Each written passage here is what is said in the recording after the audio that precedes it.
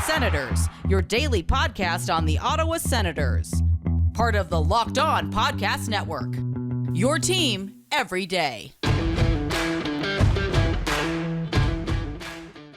Welcome inside episode 438 of the Locked On Senators podcast. I'm Ross Levitan on the outskirts of enemy territory in Winnipeg, Manitoba, alongside Brandon Piller up in the Blue Mountains on an Ottawa Senators game day. The Sens are in California to start a 3-game in 4-day stretch against the Sharks. It'll be their second and final meeting against a team that beat them 2-1 at the Canadian Tire Center last month, and it was the beginning of the end of wins this season. That was the last time Shane Pinto played a full game when he initially dislocated his shoulder. So the Sens will be hoping for more good luck and more goals than they got last time these two teams met. I mentioned it's the final time they'll be playing today, but these two teams, they seem like they're on such parallel tracks going back in their franchise history. Pilsy and I will discuss that in great detail. We'll talk about what Tim Stützle moving to center ice will mean, other than the fact that now all four Sens centermen tonight were a part, somewhat, of the Sharks organization one way or another. How will Timmy fare? We'll get into all that. Plus, another centerman in the organization, Ridly Greig, doing big things in Brandon. We'll get into all that. Plus, reaction to Team Canada's Olympic jerseys. All that and more. This is the Locked On Senators podcast, your team every day.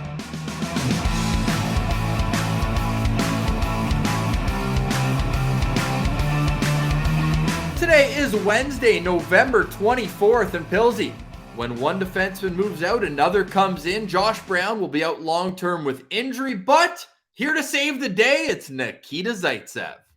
Yeah, I mean, let's hope he's here to save the day, because the day needs saving if you're the Ottawa Senators, and the decor needs saving as well. But you know what? Maybe a little bit of time off for Zaitsev will help get him back to the form that we were applauding in his last season. So hopefully that time off, a little time away from the game, can help him get back to what we like seeing from him.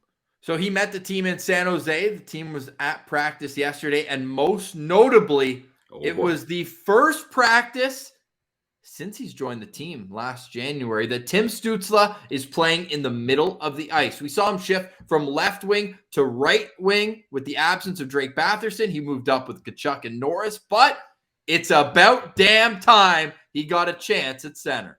Oh, yeah, absolutely. And we can reference our interview with Cheryl Pounder and definitely give her credit, because she mentions this is the perfect time to try Tim Stützle at center. Like, the Senators are literally the last team in the league. Like, you got nothing to lose is what I'm trying to say. So, and you're not having any luck with your centerman here other than Josh Norris. And I mean, hey, Chris Tierney's, say what you want. The puck's going in the net for him, so that's fine. But Shane Pinto's gone, like we alluded to. So you need something to work here to help the middle of the ice for that second line. And Nick Paul, we love him, but it just wasn't working. He wasn't the answer, clearly. And Tim Stützle, like Cheryl says, and I think a lot of fans will agree, he's struggling up against the boards. Like, his board play, he's not able to do what you want a winger of his dynamic offensive abilities to do in transitioning the puck up the ice along the boards. And that was one of the big pluses about Tim Stützle, is his ability to transition the puck up the ice. And he's not able to do it up against the wall. So why not move him to center? Give it a try. There's nothing to lose here. And, you know, maybe you just spark Timmy. Like, he needs a spark to get going here. He's not quite confident enough. So having him move to center, DJ saying, all right, we're going to try something different with you. It wasn't working before. We're giving you a big new opportunity here. Let's see how it goes. And I don't want to see him revert to the perimeter. That was probably his weakest attribute in the last stretch where he hasn't been at his best. But when he's playing with speed and pace, that's when he's at his most dangerous. So get him into the middle of the ice. The defensive responsibility, it's gonna be tough. He's going up against two good centermen tonight. He's either going to be matched up against Logan Couture or Tomas Hertl. So pick your poison. Two veteran, reliable guys who can play well 200 feet of the ice. So it's a good test for him if he plays center, right? DJ Smith said they wanted to get him into a practice first, but with who his line mates were, it would be an easy reversion to move Paul back, as we're pulling it up on YouTube. These were the Senators' lines at practice yesterday. Tim Stützle at center between Nick Paul and Connor Brown. That's a conversation we can continue, but to go through the rest of the lines, Josh Norris in between Brady Tkachuk and hat trick himself, Zach Sanford, a well-deserved promotion from fourth line to first line. How do you do it? Just score 3 in a game. It's simple. This third line, probably the Sens' most consistently together line all year, is Chris Tierney between Alex Formenton and Tyler Ennis. And the fourth line, Dylan Gambrell between Parker Kelly, who looks to be drawing in for Logan Shaw, and Austin Watson. Pillsy, no surprise that it's Logan Shaw, odd man out after a tough turnover on the game-tying goal in Colorado.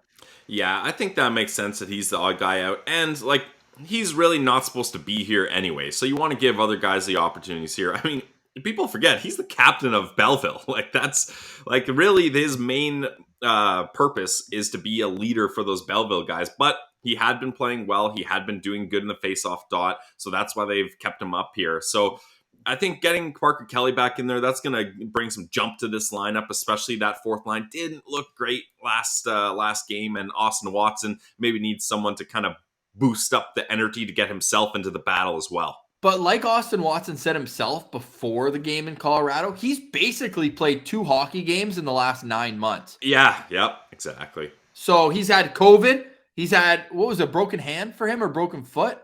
I think it was an ankle or foot. I think it was an ankle blocking a shot, yeah. Yeah, that's a tough stretch. And it was an even tougher highlight on that Cale Makar goal. Oh, that was not pretty if you're Austin Watson. But he's a veteran, and he's a guy who DJ relies on. Not going to be a guy who's playing more than 11, 12 minutes, I wouldn't expect tonight. But as we look at this forward crew, how interesting. I mentioned off the top, and we're going to pull up because obviously credit to our boy, Laleem's Martian. But he tweeted out saying, at center tonight for the Sens, Josh Norris, drafted by San Jose. Tim Stützle, picked with San Jose's 2020 first rounder. Thanks, Carl. Chris Tierney. Thanks, Carl. And Dylan Gambrell. Thanks, I believe it was the pick for Braden Coburn that they sent in exchange for him. But Dylan Gambrell was pulled over this season. Pretty interesting because these two teams have had so much symmetry. When you look at, I think San Jose went 19 out of 21 straight years in the playoffs. Ottawa went 16 out of 18. Both teams reaching the final once, never winning a championship. Well, Matt Murray was one of the reasons why San Jose didn't win a championship. Do you think we see Matt Murray tonight? Because it's so strange. It's like on game days, he doesn't skate. He's nowhere to be seen. But then yesterday, he was taking most of the work in practice. I mean, funny too, Matt Murray's a big reason why Ottawa didn't get to a Stanley Cup final as well. So Matt Murray definitely playing a part in these franchises' histories. But what was your question? Sorry, I had to get that in. Oh, no, that's a great stat. I was wondering why we always see Matt Murray in between the pipes on off days, but on game days, he's nowhere to be seen. I guess they don't want him to get injured on a game day. I guess I don't know. Yeah, it's funny, but also you gotta. It's tough to juggle 3 goalies. Like that's a tough thing to do for an amount of time here. To be fair, Gus, they showed pictures of him, TSN 1200 did, just sitting on the bench at practice, saying it was a light workload for him, especially after what a whipping he had in Colorado the night before. But like, just give him the day off. Like, why is Gus even getting dressed? Honestly, yeah. Well, I guess just in I case. wonder if it's like a work ethic thing or a team-wise, like the 2 veterans and then the young guy who's been carrying them. Like, you don't want the young kid taking the days off, but he's getting peppered night in and night out. Just give him the day. Honestly, yeah, exactly. Yeah, I'm with you there. But as far as the rest of the lineup goes, like, I love seeing Sanford back on that top line. I thought with Batherson not available, obviously, he's the guy that goes there. So I like Sanford back up there.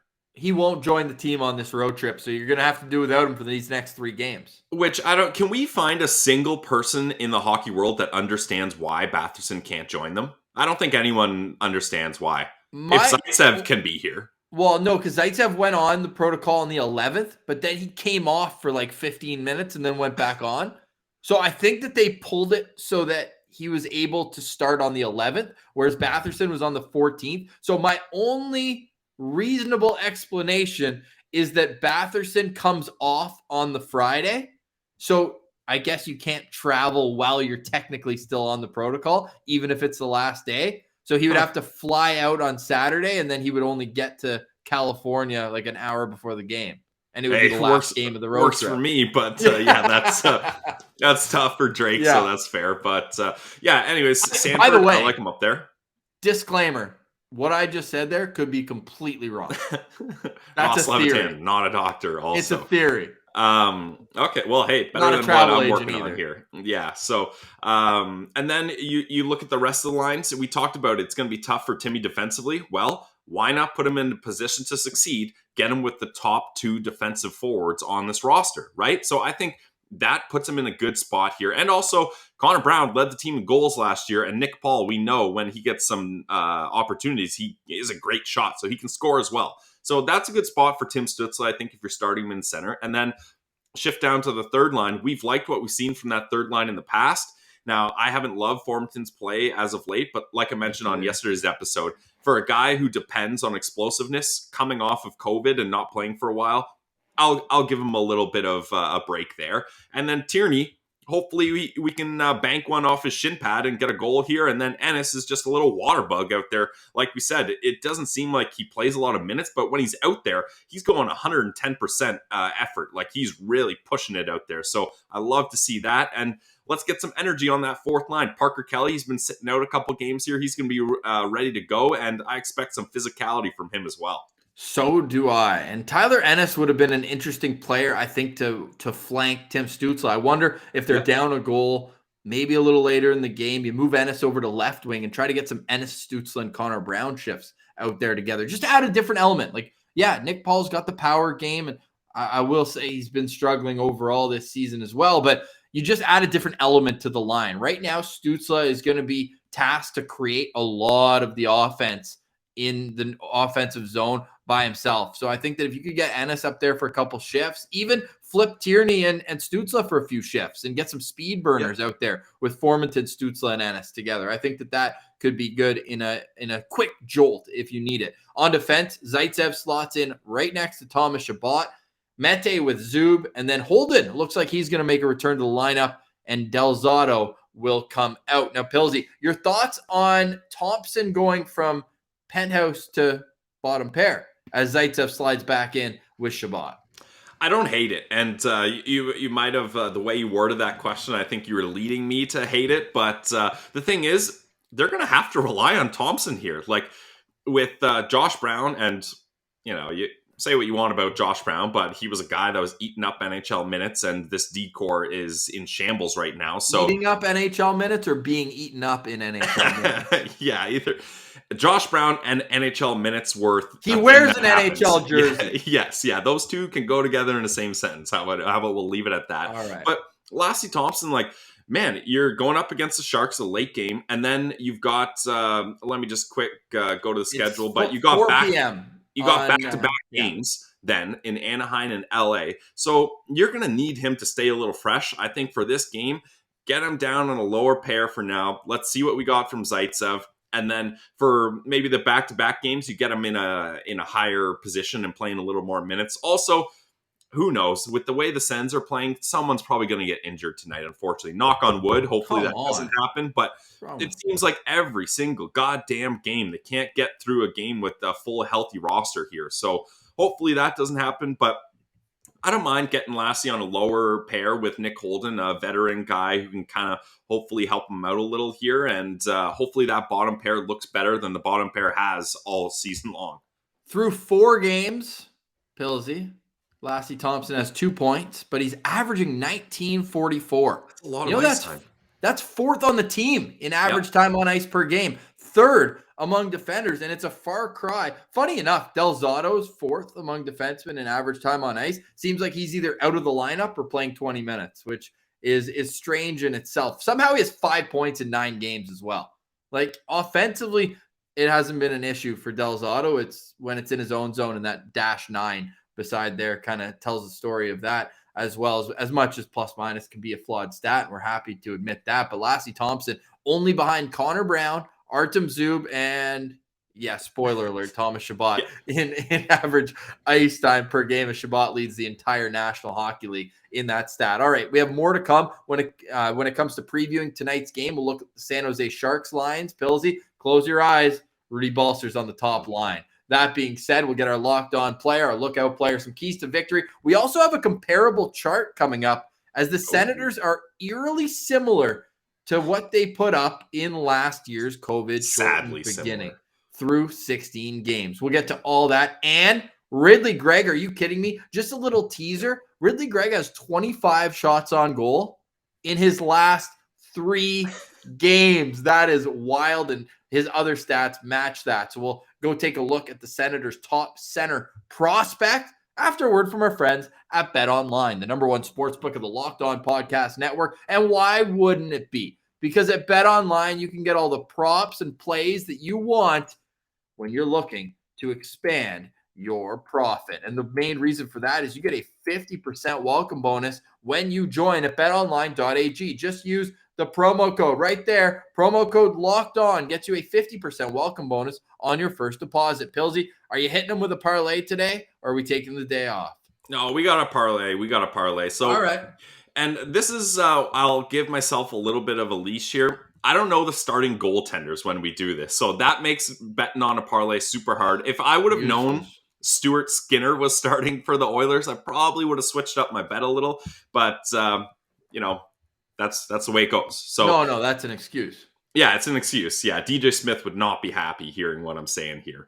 But let's head to today's parlay. I'm hitting 3 teams today, Ross. And let's look at it. So I'm hitting the under for Sharks and Sens. James Reimer, he is starting. I know that. And his numbers this year are incredible. And Ross, I'm sure you got the numbers against the Sens. They're also amazing. So I'm hitting the under. Also, it's nice to have something to bet on for this game so you can stay up if you're in Eastern time zone. That's going to be a tough one to me. I'm, nice central time over there. I'm going to be chugging energy drinks at like 10 o'clock at night.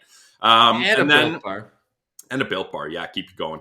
And Washington Capitals up against the Montreal Canadiens. This is a biased Sens fan. I like seeing the Montreal Canadiens lose, so I'm hoping that happens. And then Carolina up against the Kraken. Carolina did play up against the Sharks a little while ago, and it was a close 2-1 game. So I think they're going to be looking to bounce back in the win column here up against a weaker opponent in the Kraken. So Pilsy's parlay of the day, guys. The under in Sharks Sens. Washington Capitals money line. Carolina Hurricanes money line. Put $10 in. You're going to win $44.67. Let's hope these numbers can give us a boost after a couple losses. That's Pilsy's parlay of the day. Don't sit on the sidelines anymore. Get into the action, and don't forget the promo code Locked On to receive a 50% welcome bonus on your first deposit. It's Bet Online, your online sportsbook experts. All right, Pilsy. So it's a Senators game day in San Jose. We're 18 minutes into the show, and we haven't mentioned Erik Carlson. And they're playing the Sharks. Like, that has to be some sort of record. It definitely is. Yeah, definitely. That's something that usually we hit on right away. But I feel like we really dove into that the first matchup. So we don't need to. If you want to hear all that stuff, go back to our October game preview. I teed you up for that tease perfectly, and I'm glad you knocked it out of the park. Now, Erik Carlson against the Ottawa Senators still does not have a goal. He has 1 assist in 4 games, and he's a -5. So tonight will be his 5th appearance against the team he captained for 5 seasons, and he just played. Tonight will be his 801st game. Do you think the Sens are going to give him some sort of gift to commemorate this?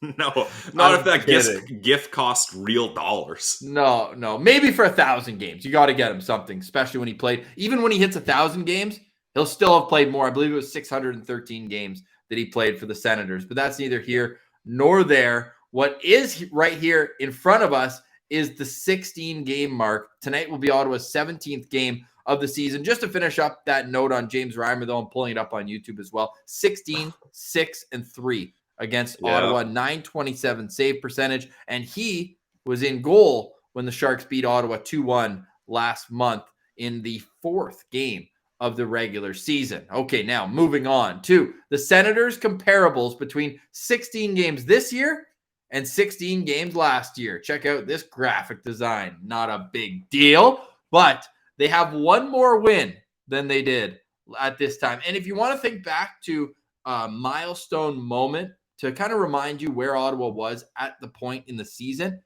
their 15th game last year was the 5-1 comeback against the Leafs. Yeah. So we're looking from there and earlier on. And which one of these stats surprised you the most, Pillsy? I'll let you read it a little bit further while I go through right now. So they have one more win, one less loss. They're scoring almost half a goal more per game. They're giving up about a third of a goal less per game. Their power play's up 7%. Their PK is pretty much identical. They're doing a little worse on faceoffs, but this is a little hopeful stat. Is their even strength goal differential is improved by 5 goals. If I'm being completely honest, Ross, I am shocked by all of these stats that they're not much better. Like in 16 games played of last season, I think all of us were like, it can't get worse than this, right? Like this is about as bad as it gets. Just losing games left, right, and center, getting so many goals scored on us, like all these things. So I really thought this entire chart would look much different. Back to reality, where this chart does not look much different, unfortunately. You got to look at the power play. So, like, we're a positive show. Let's look at the positives here. Plus 7.3% differential on the power play percentage. And man, if you're a team that's clicking at above 20% on the power play, you've got a good power play. Like, that's nice. So really, the Sens should be able to lean on that and help win games with a better power play percentage than last year. But it's just not happening. And then you look at the even goal differential, like you talked about, and it's plus 5. So if you're able to score more on the power play, or at least be more efficient on the power play and score more on even strength, that should lend your hand to win more hockey games, but we're not seeing it.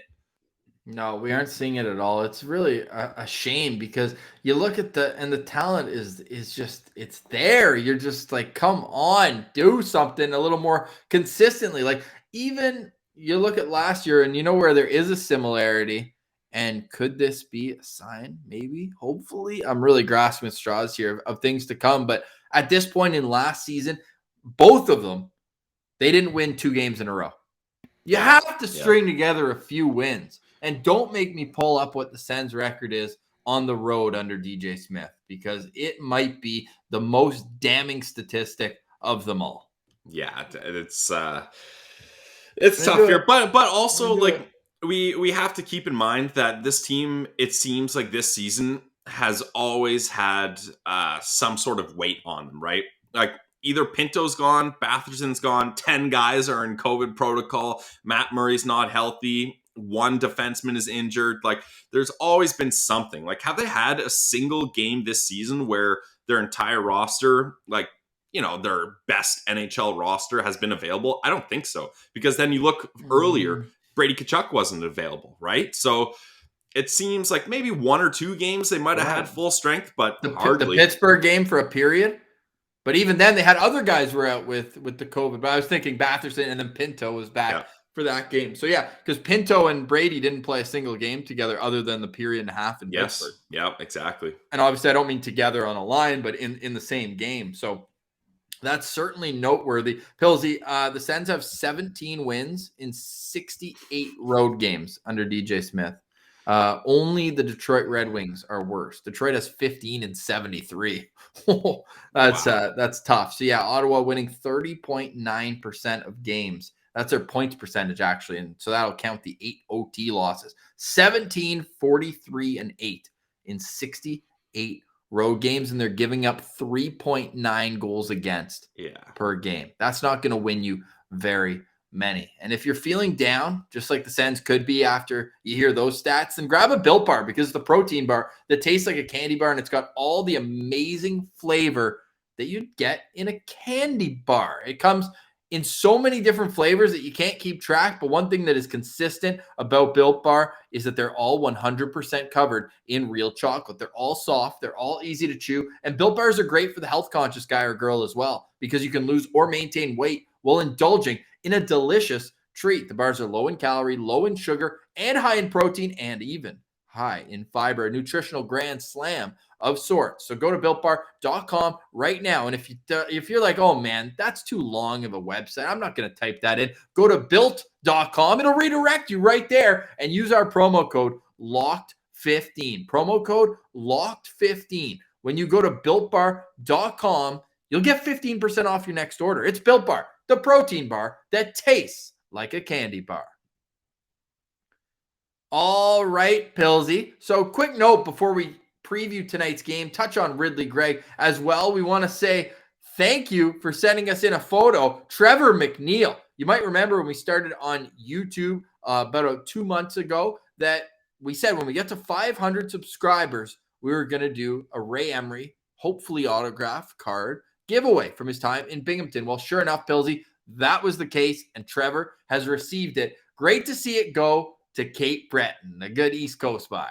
Oh yeah, and we're glad he finally got it. Didn't get lost in the mail or anything like that. That would be a bad look on us, but we made it. We got it to him, and I'm glad it went to a big Emery fan. Like, it seems like it went to a proper home. So definitely thanks for subscribing, and there you go. And Ross, we got to, speaking of the 500th prize, we got to start working on picking a winner for the 1,000 subscriber prize as well. Well, I think we know who we're going with. Should we just announce it? We haven't even talked to him, so hopefully this is going to be the litmus test. If he doesn't reach out to us after, then we know he doesn't listen to the show, and then we're going to have to go back. But Stuart Sabrin is coming to a game on us, whether it's in Montreal or in Ottawa later this year. He's been a great friend of the show, great supporter of the show. He's been on the show. You might remember him and his girlfriend, Melissa, went to a Habs-Leafs game, decked out in the playoffs in Sens gear. And not only that, that would all be great reason to bring him to a game, but he had tickets for the home opener, and because he got a new job, had to cancel and not go. So he missed out on being at the home opener. So Stuart, reach out to us, buddy. We're going to plan a time when we're all in Ottawa and we're going to head to a game on us. Thank you to all the Sens Central citizens out there for being a part of this show. We cannot thank you enough for making us your first listen of the day on the Locked On Podcast Network. Remember, we've got your team every day, Monday through Friday. You can follow us on Twitter for even more. We tweet on weekends. Can you believe that? For free? You kidding me? At Sen Central, and on Instagram, lockedon.senators. If you're watching on YouTube, even if you don't watch on YouTube, just click it and then hit the thumbs up. We do really appreciate that. It goes a long way, the subscription as well. All right, Pillsy, get that administrative stuff out of the way and back to some good old-fashioned hockey talk. Are we may as well start Ridly Greig and then go into the game, into the abyss. And let's start that Ridly Greig. He's unbelievable, eh? Like, people were chirping when Craig Button said he's 100% lock to make Team Canada. What? Yeah, the people that are chirping obviously have not watched Followed him play. Since the draft. They just saw Scott Wheeler rank him 71st, and then they're like, oh, he sucks. Yeah, no kidding. Just take 5 seconds to look at his stats, and I think you could say maybe, I mean, 100% chance of anything is a bold statement, but definitely a good chance. And if Craig Button is saying it, you don't think this guy's seen him play or knows what's going on. He's one of the most connected guys in the entire in the industry. So yeah, so definitely I think that's a good mark. And anytime you put up the numbers Ridly Greig is putting up in Brandon, it's just incredible. Yes, and those numbers are as such. Last night he had a Gordie Howe hat trick. Yeah, we'll call the Ridly Greig hat trick a highlight reel goal and getting kicked out of the game and suspended. But he had a Gordie Howe hat trick last night, but he didn't stop there because it wasn't 1 goal, 1 assist, and 1 fight. It was 2 goals, 3 assists, a fight, +4, 7 shots on goal. And if you listen to yesterday's show, I marveled at the fact that last weekend Ridly had 14 shots in 1 game. So if we're adding it up here, like we do, because we are somewhat math guys, in his last 3 games, Ridly Greig has 4 goals, 4 assists. He's +7. He has 25 shots on goal. He has 9 penalty minutes. And as Sens prospects tweeted back at us, some would say the most impressive part of all this is that he's 55% in the faceoff circle, because we know that's an area that he struggled with even in the WHL over this past year. And that's important for Sens fans too, because man, we're looking for a true natural center to be able to come up and play in the NHL. And that was the one thing that we're kind of like, well, his faceoff's not that good, so maybe he might be a guy that shifts to the wing at the pro level. I don't think that's going to happen, which is so nice to hear, because we need that. We need that. And honestly, Ross, I'm going to say the most impressive stat of all those stats for Ridly Greig, no suspensions. Attaboy, playing hard, getting points, getting in fights. not getting suspended, staying on the right side of that line. So congrats, Ridly, for that. Hey, friend of the show. He's joined us twice now. So Yeah. he's it's awesome. Good We'll kid. reach out to him after the World Juniors. Hey, I love how he signed off with us last time. He goes, thanks for chatting me up. I like that way of saying it. Ridley's like, that's a guy, that's our kind of hockey player. Like I think that's what this show embodies. Like, you get points, you play hard, you're a beauty on and off the ice. You can have a couple laughs. He can't even spell Corsi, and nor does he care. He's like, Yeah, no, I'm just gonna go in hard, and that's just it. And not only is he our kind of player, Pillsy, this is what really just blows my brain out when we're talking about him at the World Juniors. He is a Team Canada hockey player. Yeah, like he probably would have made the team if he didn't have mono last year. Honestly. As an underager. And now at 19, like every team can use a Ridly Greig. Yes. Now, if he gets suspended 3 games, then maybe you're looking at a different situation, but he's just a hound dog. He could be your top penalty killing guy is what I'm trying to say out there. But also, like, the points just tell the story in itself. He's only missed having a point in 2 games this year. And in one of them, he actually had one, but the scorers missed it. And like the video is obvious, sends prospects all over that one as well. This guy is just a complete beast out there, and we cannot wait to see him grow into an NHL player. But before that, we'll see him at the World Juniors, among other. Plenty of World Junior content coming up on this show. We'll also quickly at the end, or no, let's do it again right now. I want to finish off with the preview, but your quick thoughts, if you're watching on YouTube, I've got my Team Canada jersey today in the frame. What were your thoughts on the home, away, and the alternate jerseys that were unveiled today? I'm going to pull up a photo here as you go on. Awesome. Well, my first thought is, thank God they're better than Team USA. So I think that's the first thing is when you're picturing a gold medal game happening, you're picturing it Canada versus USA, and you want to at least look better to start the game. Look good, play good, as we say on the show. So for that aspect, I love it. I don't know, the maple leaf, like I can tell they're trying to make it sharper and modern and stuff like that. And then you got Hardos on Twitter, like herbologist, saying, actually, that's not quite a maple leaf pattern. It's more a London plane tree design there. I don't think many Canadians are too dialed in on that part of it. That's the same people who are chirping the pixels of the Sens 2D logo.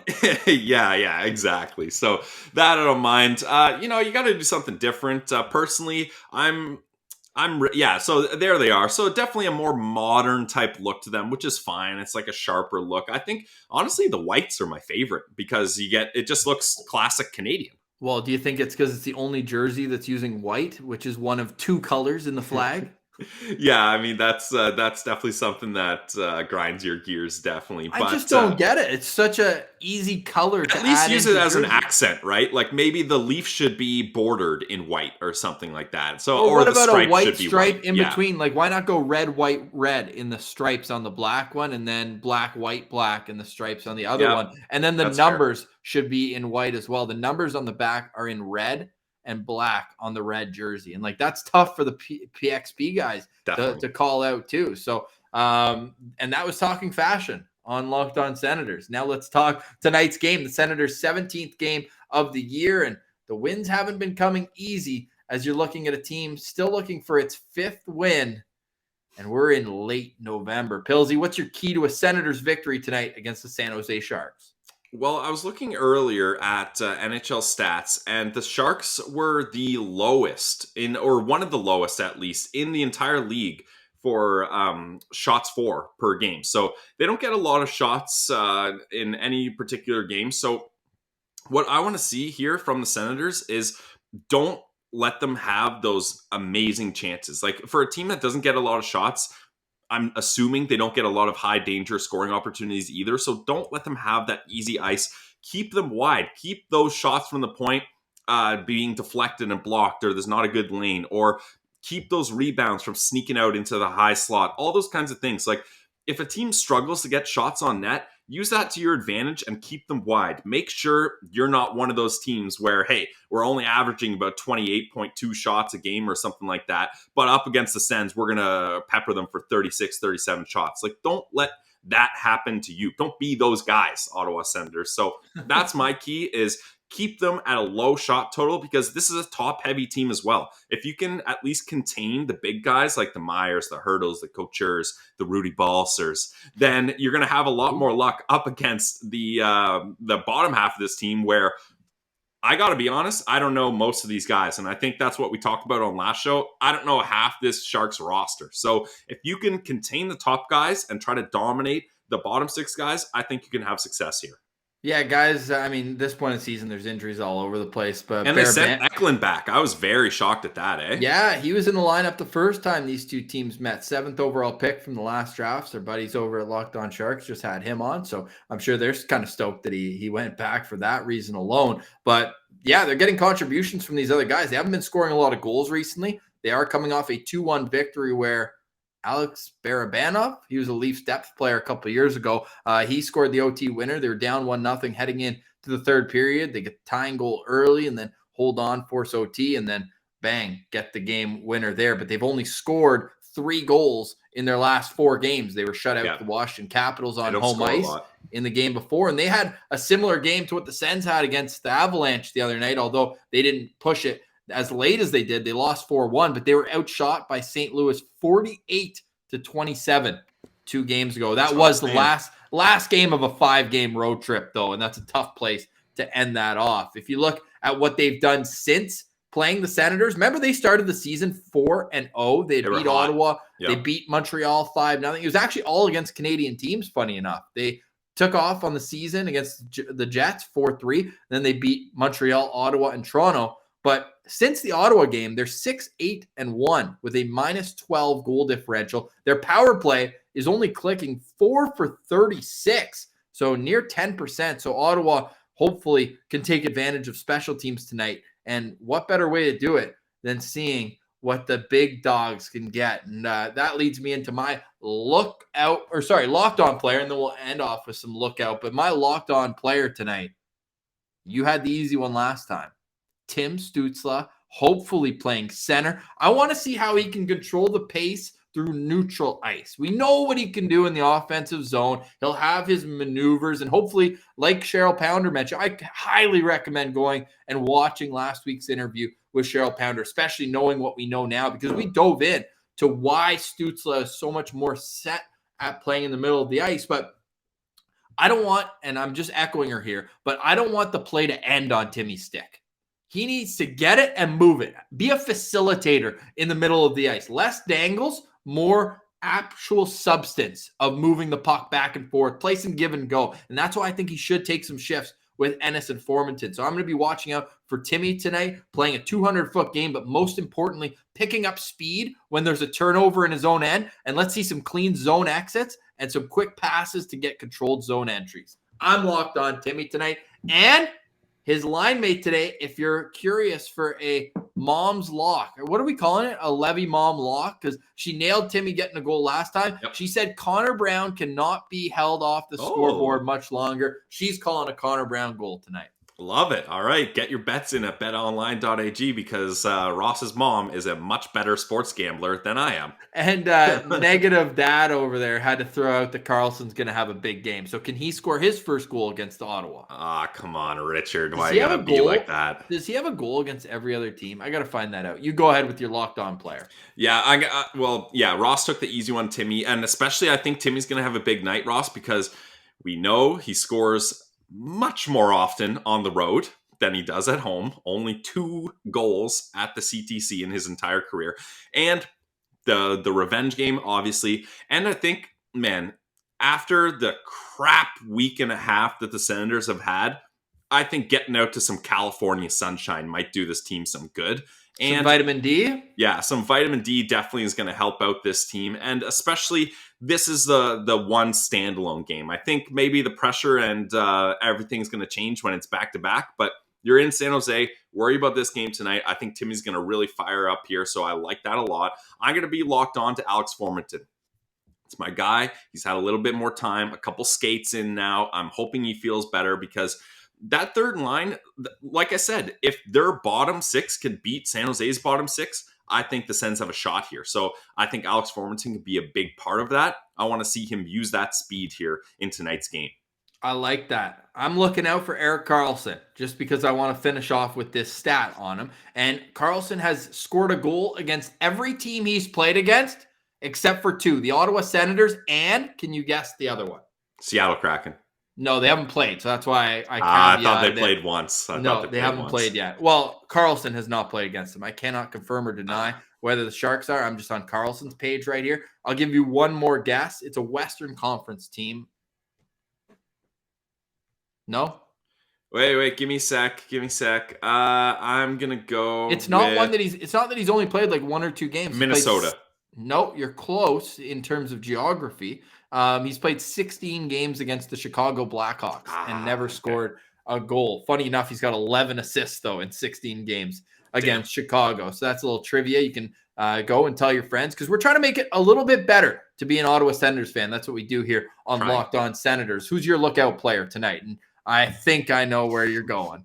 I mean, it's got to be Rudy Balcers. Like, this is a guy that the Senators decided they cannot find a roster spot for Rudolph Balcers when they finished as one of the worst teams for like 4 years straight. We can't find a spot for Rudolph Balcers. He can't crack this lineup. No way. So they let him go through waivers. Sharks say, hey, this is a guy we loved and we put into the Carlson trade because we thought it was good value and to help boost our trade value. Hey, now we get him back for free, and now he's playing on a top line in the NHL. Sure, he's not exactly lighting it up, but that was my guy in Belleville. I was ready to get a Belleville jersey, 38, Rudolph Balcers, all set up, but it just didn't happen for me, so I didn't get it in time, and I'll always regret that. So Rudolph Balcers, that's just a guy I love. Yeah, look at, like, he was perfect in those Belleville jerseys, and he had like a 16-game point streak when he was down there when we were working with the team. So Balcers will always have a special place in my heart. So I'm looking out for him. And Jonathan Dahlen's always funny because I flipped out. But he's hurt. Him. He's not in tonight? He's not in tonight, which is good because he has been popping off. I think he has 7 goals this season. Yeah, he's doing his best Cy Young impression. He's got 7 goals, 2 assists so far on the season. But Red Light Rudy, man, I miss him. He was just a complete player. But it comes down to who would you want, him or Formanton, right? Because you're not playing Rudy in a fourth-line role. You could say move him over to right wing. That's where he's playing with San Jose. So would you rather him in the lineup than Tyler Ennis? Like, at some point, right? It's kind of a toss-up. Yeah, kind of a toss-up. But usually you'd probably lean towards your homegrown player. And a guy who's 10 years younger. Yeah, that being said. But, hey, Tyler Ennis, man, that guy is just somehow, some way, just chipping away. He's 3rd or 4th. He's like 3rd or 4th on team scoring for the Sens this year. With Batherson out of the lineup. Yeah, he is, yeah. No, he's 2nd without Batherson. Like, it goes, Batherson has 16 points, Norris has 11, and then Ennis has 9, tied with Tkachuk. Right, yeah. Unbelievable. That's just the Tyler Ennis story. Play under 10 minutes, get an assist. as 8 of his 9 points are helpers. He just has the 1 goal, and I believe it was in the home opener when we were there that Tyler Ennis got on the board. Am I wrong? Yeah, it was a power play goal, yeah. There you go. The more you know. Yeah, power play goal. He's got 3 points on the power play, averaging 12 and a half minutes per game. All right. So that does it for today's show. Again, you can follow us on Twitter at Sens Central for up-to-the-minute stats, news, analysis as we approach a 10:30 p.m. Eastern time start, the latest start that you're going to see this season. But we make up for it the next 2 games in California, both on the earlier side of things. We'll be back tomorrow to break this game down and get into all of that. For Brandon Piller, I'm Ross Levitan. This has been the Locked On Senators podcast, your team every day.